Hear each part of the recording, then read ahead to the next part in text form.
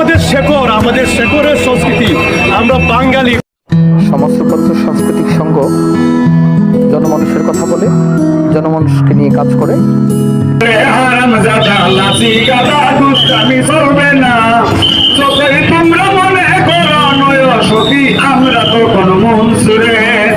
সেই দিক থেকে সমাজ রূপান্তর সাংস্কৃতিক সংঘ মনে করে হাতুড়ে কবিতার আসরের মাধ্যমে তারা মানুষদেরকে জানাতে চায় যে এটি এখন বিলুপ্তির পথে। একসময় এটি আমাদের ঐতিহ্য ছিল, কালক্রমে এটি এখন হারিয়ে গেছে। এটা আমাদের শেকড়, আমাদের শেকড়ের সংস্কৃতি। আমরা বাঙালি। বাঙালি তো আমাদের যে সংস্কৃতিগুলো রয়েছে এগুলো তো ধারণ করতে হবে।